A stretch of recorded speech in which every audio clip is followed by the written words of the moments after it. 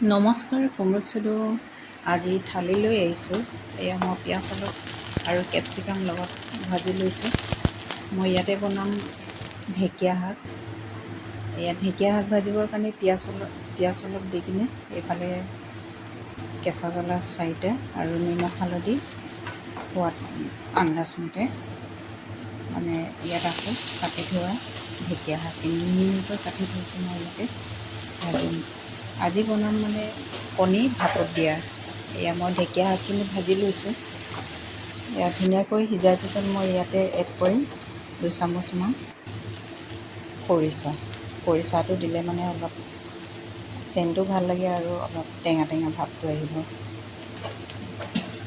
এয়া মই ভাজি আছোঁ। এয়া ভাজাৰ পিছত কণী 4টা লৈছোঁ।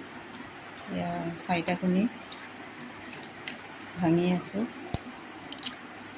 এয়া ভাঙাৰ পিছত মই পেটি ল'ম।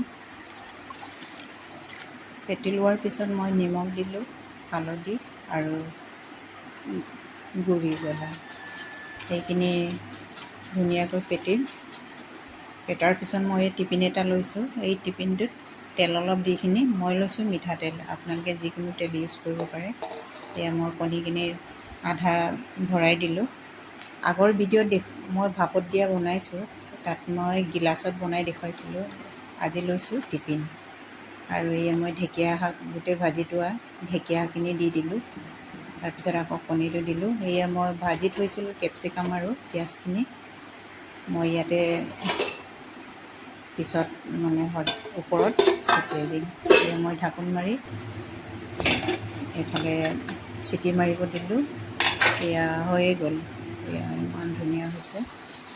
আৰু মই এইফালে ঠাণ্ডা হ'ব দি কিনাৰে কিনাৰে চামুচেদি এইফালে ভাঙি দিছোঁ।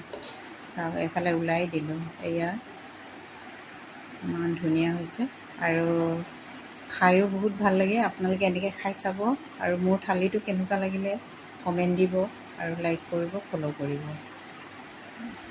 এয়া মই দিছোঁ এইফালে ঢেকীয়া শাক ভাজি আৰু এয়া ভাপত দিয়া কণী আৰু অমিতা, ভাতকেৰেলা